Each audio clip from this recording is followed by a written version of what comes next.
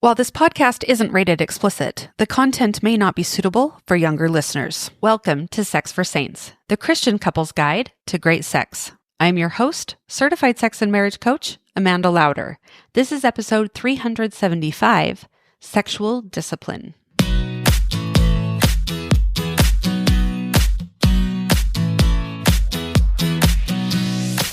Welcome to Sex for Saints, a podcast for Christian couples. My goal with this podcast is to help enlighten, educate, and inspire you to understand yourself, your spouse, and your sexuality better. I talk about sex in a way you probably haven't heard before. I'm bold, I'm direct, but I keep everything in line with my strong Christian values. Are you ready? Let's go. Hello, everyone. Welcome back to the podcast. Have you ever thought about sexual discipline, not just a set of restrictions, but as a form of self-leadership? Something that actually creates more freedom, not less?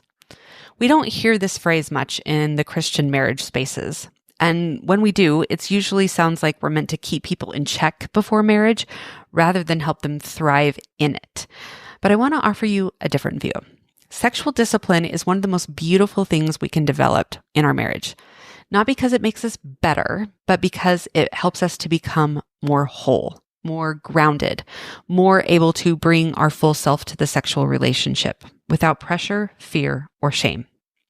So what is sexual discipline? Well, I think it's the ability to consciously direct your sexual energy and desires in alignment with your values and your relationships. It's not about suppression. It's not about being less sexual. It's about being more integrated, able to hold your desire without needing to discharge it immediately or avoid it entirely. Sexual discipline is what allows you to choose connection over compulsion, choose presence over performance, choose how and when to express your sexuality in ways that build safety, trust, and mutuality. Think of it like this. Just as emotional maturity means you can hold anger without exploding, sexual maturity means you can hold arousal, frustration, or even rejection without reacting in ways that cause damage. You're not repressing it, you're stewarding it. So why should we develop sexual discipline? Well, we need to develop it because sexuality is powerful. And power without discipline usually leads to destruction, distortion, or dysfunction. Sexual discipline isn't about being perfect. It's about having integrity. It allows you to stay centered when your spouse says no, to hold arousal without outsourcing it to porn or fantasy, to ask for sex without pressure or entitlement, and to say no when something feels out of alignment. And yes, when it's truly a gift. This kind of self-mastery creates peace. It allows you to feel safe with yourself and become someone your partner can trust, not just physically, but emotionally. Because without sexual discipline, we tend to either chase sex for relief, validation, or connection, or shut it down entirely out of fear, shame, or overwhelm. Neither one of those options is mature. Neither one brings lasting fulfillment. Sexual discipline gives us the ability to move beyond urges and fears into a place of freedom. Freedom to enjoy sex without it being compulsive. Freedom to pause without guilt. Freedom to bring our whole selves to the bedroom, mind, body, heart, and spirit. So how does sexual discipline show up? Well, here's where it gets real. Sexual discipline looks like a husband who feels turned on and gets rejected, but instead of sulking or making passive-aggressive comments, he communicates his feelings with honesty and openness. It's a wife who wants to connect sexually, but knows her partner is under extreme stress, so she expresses that desire with tenderness and no pressure. It's a man who used to cope with anxiety through porn, but now uses breath work, exercise, and honest conversation to regulate himself instead. It's a woman who feels desire building through the day and intentionally lets it grow instead of immediately suppressing or acting on it. She channels it into connection, maybe a flirty text, a meaningful conversation, or a slow build up towards sex that evening. And it also shows up in the way that we handle no. When your spouse declines sex and you're able to stay emotionally present, you don't shut down, you don't punish, you remain connected. That's sexual discipline. And sometimes it means engaging in sex when your body isn't fully there yet, but your heart is open and you trust the desire will follow. That too is discipline because you're choosing connection, not compulsion or avoidance. So what happens when we don't have it, when we don't have sexual discipline? When we lack sexual discipline, a few patterns tend to show up. First, there's impulse-driven behavior. So you chase sex for validation, you chase the release or the reassurance. Maybe that means pressuring your spouse. Maybe it means turning to porn or fantasy. Maybe it means you can't be okay unless sex happens now. Now, I see this a lot with a lot of the men that I coach. They want sex. They feel that desire in their body. And maybe they've even gotten past pressuring their spouse for it.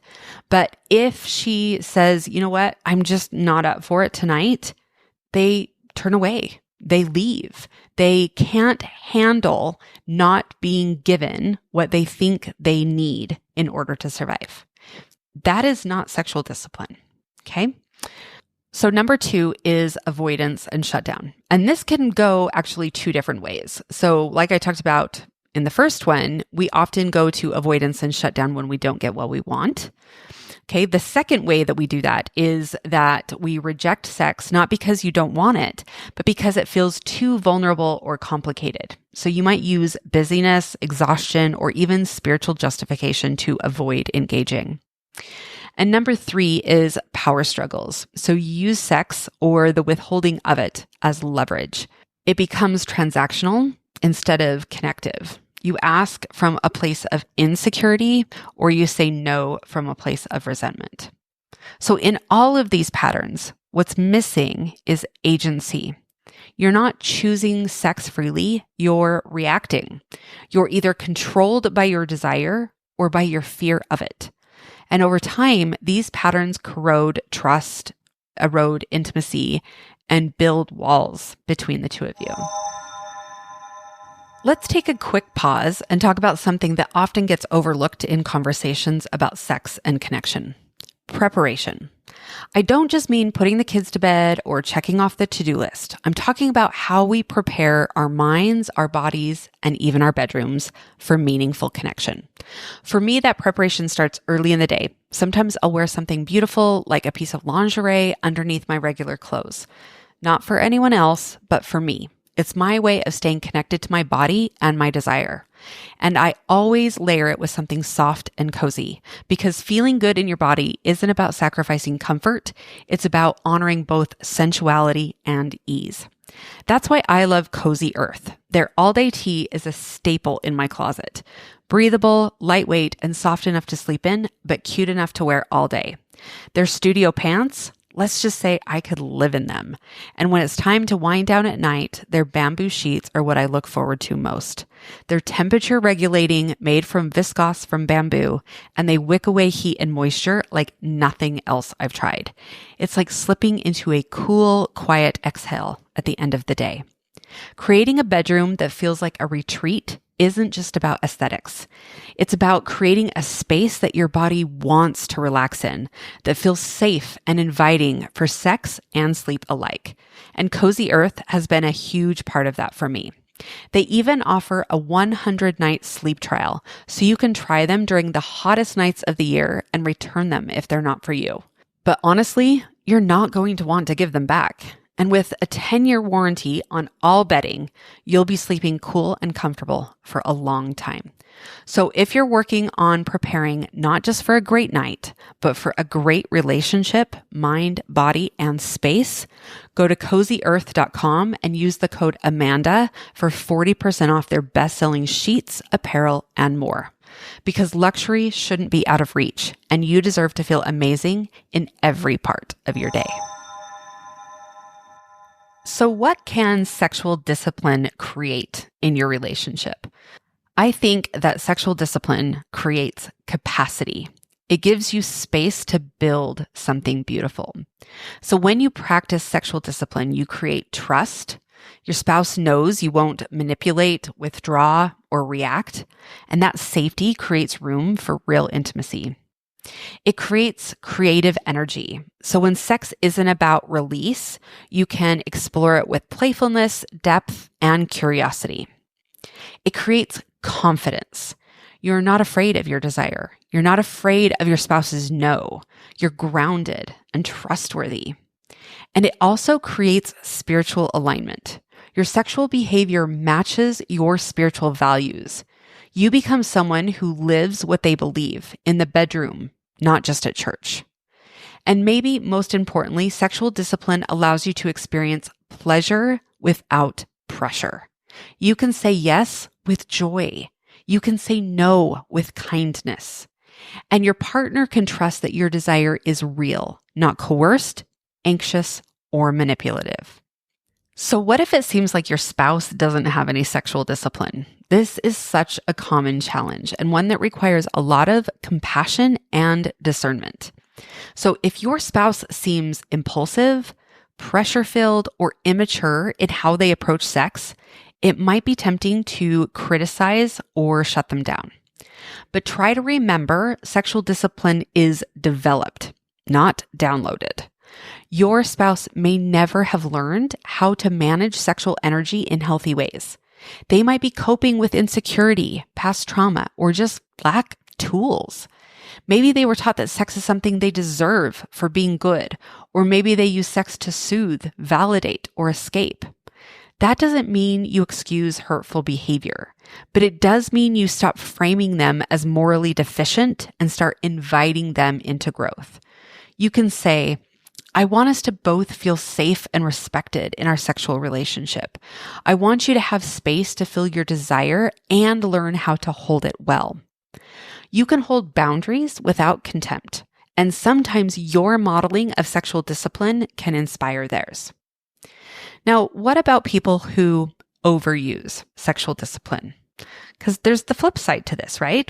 When sexual discipline becomes about rigidity. Now, this often shows up in religious or high control environments where people were taught that sexuality is dangerous or dirty, and they pride themselves on being disciplined, but really, they're just disconnected. So they might avoid sex out of fear. They might feel superior for not needing it. They might withhold sex from their spouse as a form of moral high ground.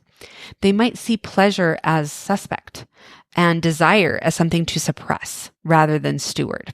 I see this so much with clients. This isn't true discipline. It's spiritual bypassing. It's using rules to avoid the vulnerability of real sexual engagement. Healthy sexual discipline doesn't look like never wanting sex. It looks like being fully present to your sexuality and choosing how to express it with integrity and love. So how do you develop sexual discipline? This is a lifelong process, but there are some practical tips that I'll give you to get started. The first is to define your sexual values. So ask yourself, who do I want to be sexually? What kind of experiences do I want to create? How do I want to feel about the way I handle desire? Second, notice your patterns. When do you feel most reactive? Do you pressure? Do you avoid? Do you feel entitled to sex or terrified of it? Pay attention without judgment. Number 3, regulate your nervous system. So practice holding desire, frustration, or even arousal without needing to act. Try breath work. Try stillness. Try simply naming what's happening in your body instead of needing to discharge it. Fourth, learn how to be present with arousal. So instead of needing it to go away or to be satisfied, get curious. What's the desire pointing to? What kind of experience are you really craving? Connection, validation, power, intimacy? You only get to decide that. Fifth, communicate from the heart. So express your sexual desires, your limits, and your longings with tenderness. Ask for what you want, but hold the outcome loosely. That's strength. And sixth, choose love over urgency. Every time you choose to lead your sexuality instead of being led by it, you grow in wholeness. You become someone your spouse can trust, not just in the bedroom, but everywhere. Sexual discipline is not the enemy of sexual freedom. It's the doorway to it.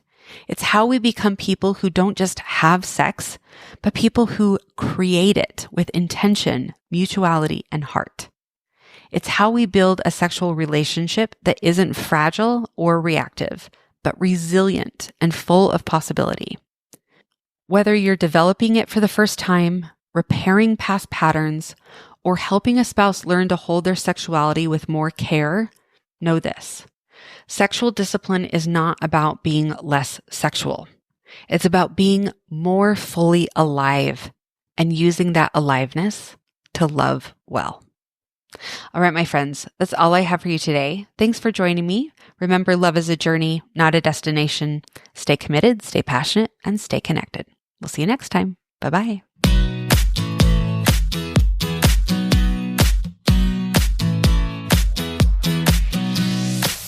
Like what you're hearing on this podcast? Make sure you hit subscribe so you don't miss a single episode.